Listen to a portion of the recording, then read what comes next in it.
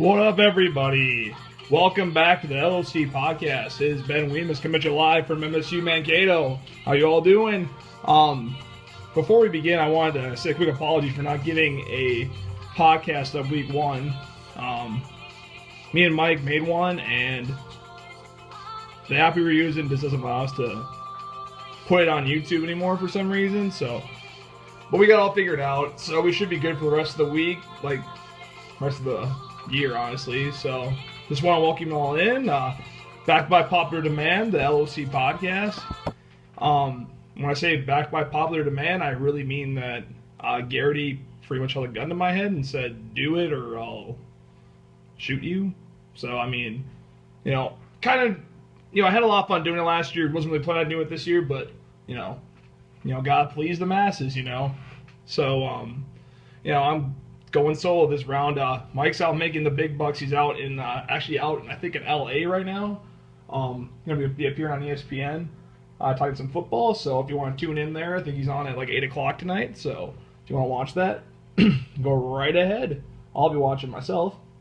So I'm just gonna be doing kind of a once a week kind of thing. So I'm gonna usually what I'll do is I'll review the week before, and I'll preview the next week. But it's like Friday, so I mean, it feels like week one was like ages ago. So I won't be like reviewing what happened more so, but I'm gonna be putting out my own power rankings, just regular teams 1 through 12, because the the website does not allow the commissioner to do that anymore. So if I'm just gonna do it myself because that's just a lot easier.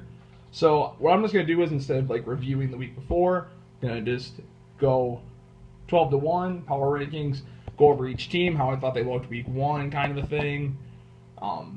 It's kind of this is kind of just me I didn't really go off of points or record, just kind of what I saw from each team. It's kind of tough to tell just off of 1 week. So these are definitely gonna change next week, drastically. So I'm gonna do the power rankings, go through every matchup, pick stud and done, and I think that'll just probably just wrap up the show right there. So power rankings 12th. Honestly, the commissioner might go through all these podcasts before I upload them. So I don't know if you like this one, but I have him at number 12, dead last in the power rankings. He lost 72-75 to Iron Mannings last week. Which is Garrity, as I said before.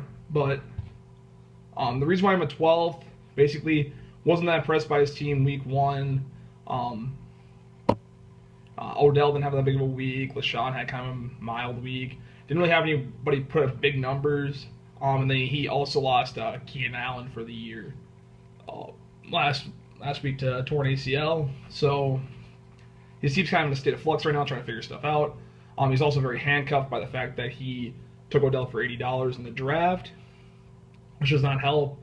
Thomas Rawls isn't back to 100% yet. He'll probably be good later in the season, but it's just one of those things where it's I have no idea. His team is just it's just no, I don't know Odell, a lot of question marks, to be honest. Then at number 11, I have his brother Pat Bossman Jr. at number 11.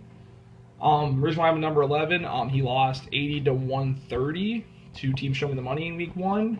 Why I have him there? His probably because again, a lot of question marks on his team. Drafted 4 running backs, which actually kind of looks like a good move now, because his starting 3 running backs all are kind of not sure what to expect out of him from week to week. Devonta put up 4, Gurley put up 4, Doug put up 9, which is pretty solid, but not RB1 numbers. Devonta is the biggest question mark. I'm panicking on him right now. Looks like a complete RBC. I also drafted Carlos Hyde. If I'm him, I'm starting him. I don't know about starting. He's playing at Carolina. Tough matchup, so maybe he'll just stick with what he has and just see how it goes. Willie Snead, who we got for $1, I'm pretty sure, in the draft. Put 23 last week. I know I'm not expecting that out of him every single week, which is why I have him where he is right now. I think he has a lot of potential on his team. Just, it's so, you have no idea what to expect. So obviously, like, he's a team to watch, but you know, you have no idea what to expect. Number 10, I have Team Swanson. Honestly, my personal favorite person in the whole league. His team is also kind of questionable. Like, he has Aaron Rodgers, very good. Hopkins was very good last year, but from what I've seen from like week 1, it looks like they're trying to take a lot of his workload off of him from what he had last year. It's so many catches, so many targets. It seems like he's just like, he's super young, and they want to, like, you know, they want him from years to come. So like, you saw a lot of Will Fuller, even though Hopkins did catch a touchdown, he did. But like, he has a lot of like Texans are trying to go like spread the ball around more this year, bottom line. So that's why I'm not as high on him as usual. But and then he's got Ezekiel Elliott. Still have no idea with him. Like, it seems like teams are just gonna make Dak throw the ball, just gonna hurt Elliott. And the rest of his team is kind of like, you know, Darren Sproles, not really a startable guy. Jeremy Maclin's solid wide receiver too, but then Greg Olsen, Eric Ebron, they're both pretty solid, but not looking that good this year for Team Swanson. All right, number 9, I have Team Money Nation. Oh yeah, Swanson lost 8-97 to Chuba. Team Money actually won last week with 106 points, but I'll tell you why I haven't ranked as low as I do. Pretty much why he won last week is a combination of AJ Green put up 24 and Theo Riddick put up 22. Now AJ Green, I'll admit, I am finishing 4th overall, behind Julio, Brown, and Odell, like those three, and those 4 don't really in any order. So I think AJ Green's legit, no question about it. Theo Riddick not going to be putting up 20 plus every week, like that's a complete guarantee. I could see him maybe getting, you know, 80 total yards a week. Won't be finding the end zone that much. But the reason why I'm ranked so low is just that, well, Gronk, for one, has not been healthy. 2, I'm a little worried about AP. I wouldn't be that worried about him. You know, I expect him to have a touchdown this week. I think combination of the fact that he is starting to age, Florida is starting to catch up with him, and the fact he didn't play at all in the preseason kind of led to how bad he was week 1. So I don't think you should be too worried about him. But it's like, he has so many, like he has like a lot. It's like a really top heavy team. Like, he has AJ Green and Theo Riddick, and those guys put up like huge numbers, and then like, you know, AP, and then nobody else. And if Gronk can't stay healthy, that's going to be a big problem for him. Number 7, I have Team Gigrich, who I believe won. Yep, he did win. He beat Doug Lester, Hardunket, great name, 115-102. I think he has a solid team. The reason I have him ranked as low as 7 is just because it seems like D'Angelo Williams is like pretty much his entire team. So to me, it's like, yeah, once week 4 rolls around and Le'Veon Bell's back, his team's going to suffer big time because his receivers, I mean, Eric Decker's really good. I don't know if he's a legit one, but he's like a very consistent guy. And then Randall Cobb, not consistent. So it's like, once Williams is gone, who is he going to play? Like a running back. Like, look at his team. He has, well, I guess he has Ryan Matthews, who's hurt right now. But, you know, I mean, it's not like his team's like overwhelming after Williams. Like, once he leaves, it's going to be like an uphill climb. Number 6, I have Doug Lester, Hardunket, who lost to Gigrich, which I just said. It's very like solid receivers and tight end Jordan Reed, Julio, Mike Evans, and then Jordan Matthews in his flex. He also has Larry Fitzgerald on his bench. Very deep team. I think his whole thing that his team hinges on. He's got to wait for Tom Brady to come back, which would be very good for his team. And he needs to Jamal Charles, if he can be healthy, come back, look good. Would be what he was before. Who knows? I mean, that's kind of what his team is hinging on, because his running backs, Latavius Murray and Frank Gore, don't really jump out at you. They're okay, but not going to be giving you RB1 numbers week to week. So there we have for 6. Number 5, I have the Rhino Wreckage. And I'm going to be honest, I didn't post the first week podcast. It's a good thing I didn't, because I kind of slammed Rhino's team a little bit, because I thought that his team was honestly kind of like not that great. Um, I thought personally, I thought he was his team looked the worst going into week 1, but like not that was like I was saying that to be like his team sucks. It's just like he was the worst team in the league overall, in my opinion. And I also said C.J. Anderson wouldn't be doing anything against Carolina, and they put up 25. So for me personally, I'm number 5. I think C.J.'s really good. I think he's going to top flight RB1 the rest of the year. Amari Cooper's very good. Will be very consistent, in my opinion.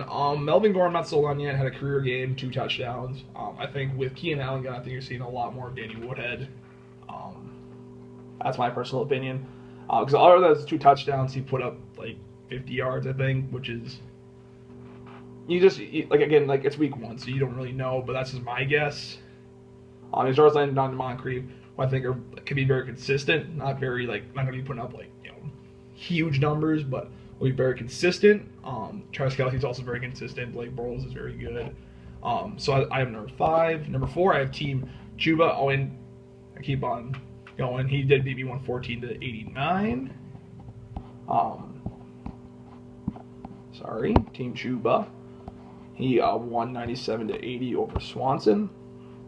His team is reason I'm number 4 is just because I think his team is very strong, very solid offense. Their position, Lamar Miller, only put up 11. So I expect him to go up, to keep going, improving as he gets more into the system. At 30 carries, like 29 carries or 30 carries. Like, look for him to get more touches, like that. Well, not even more touches, that many touches, like every single game. And like even though he only put up 11, if he continues to get those touches, he'll get the end zone. Bottom line. Excuse me. And he has Jordy and Brandon Marshall, 2 solid options at wide receiver. Flex, you can kind of put wherever he wants, and it's like you're playing there right now. I'm not too sold on him. In terms of like New England, their offense, their running backs just change week to week, how they game plan stuff. So, it's not a bad. And he has Big Ben at QB. It's a team that I think will be solid. I don't know if he can how good they'll be in the playoffs. Especially since kind of what propelled them to the win last week was the fact that the Vikings did put up 21. Won't be putting up 21 a week. I love the Vikings, but they will not be putting up 21 a week. Number 3, I have myself New World Order. Even though I only put up 90, I think overall, the positive took out week 1. David Johnson performed the best of any the first round running backs.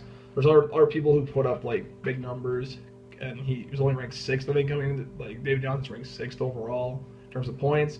But I think it's kind of telling that he outscored Todd Gurley, AP, Freeman, all of them. So, and then also Antonio Brown, big game. I was kind of just kind of a little my team suffered a little bit because I need Allen Robinson only put up 7, Gates only put up 2, and then because the bottom half of my lineup just kind of didn't do much. But I think that can't continue. I think it also sliding Danny Woodhead into my running back spot over Matt Jones is also going to help. I'm looking for myself to. I'm not everyone's gonna say, oh yeah, I'm making the playoffs, but I think my team is very strong. But again, it's still week 1. Anything can happen. Number 2, I have last year's championship winner, Team Statham. The reason why I'm number 2, I think he found an absolute dive. Even though he lost, had kind of a lousy week last week. I think the reason why I'm number 2 actually. His team kind of was a little shaky last week because they didn't get anything out of Dez. They didn't get anything out of Martellus Bennett, who was supposed to do well. Reason why Carson Palmer didn't have that good of a game because he found an absolute, I think, diamond in Matt Forte in the draft, who put up 28 last night, just really good, especially where he was drafted. He also has Le'Veon Bell coming back in a few weeks, which to me just says once he comes back, I think Statham can legitimately make a giant run because he's gonna have two running backs, who were the most important positions in fantasy football, who can put up 20 or capable of putting up 20 a week. Maybe I don't know about Forte, maybe 15. I'm saying Le'Veon Bell can put up 20 a week. He's capable of doing that. I think it'll all hinge if Dez can step up and just I'm not even saying score 15. I'm saying like 10 a game. I think he can have a very, very solid team. But come the end, number one team, show me the money. I just couldn't really. It was hard to choose a number one team, to be honest. So I went with show me the money just because he put up the most points last week. Like kind of tough to tell with this team because he has Drew Brees, not expecting about over 30 a game. DeMarco Murray put up 17. Ware and Cooks put up 25 and 27 respectively. Ware won't be playing by week 3 or 4, so I'm not sold on him. Cooks, tough to tell. I don't think he put 27. No one puts up 27 a week. I think he's very solid. So, but like I couldn't really think of anyone. I think his team's very solid. I think Drew Brees and Cam Newton, very good QB combo. I think he also has Kelvin Benjamin on his bench, who he hasn't started, who was very good, top 15 receiver at the end of the year, in my opinion. I think if you can use Cam and use some of his other pieces to trade for a good RB, maybe another receiver, a tight end, or something like that, to help bolster his team, I think he can be very good come the end of the season. So yeah, those were the power rankings. If you don't like it, again, text me, tweet me, message me on Facebook, and I'll move right along to not giving one fuck what you think. And you know what time it is? It is time for the Week 2 preview, brought to you by we brought Tandem Bagels in Mankato. Looking for dependable fantasy football advice? And we have an ad going on the computer. I apologize for that. But, so, Week 2, okay, so last night we had the Jets and the Bills playing. It was actually a very good game. I actually really enjoyed watching that game. Jets, I think, the score didn't say how badly I think the Jets beat them down because it was 2 big plays and 1 pick six. And that was a pick six. It was like scoop and score. Fumble recovery for a touchdown. That's what I meant. We're just going to start. It's going to go right down the list. We had easy money at New World Order. He had Fitzpatrick and McCoy last night. They put up pretty much what they projected, 28 total points. I'm going, we're going to say 81 to 101. I think these are off because I'm pretty sure I predicted 104 unless it changed for some reason. At this point, I think this will be closer than what anyone's thinking because I think Odell is going to have a huge week. 3 touchdowns is my call for him.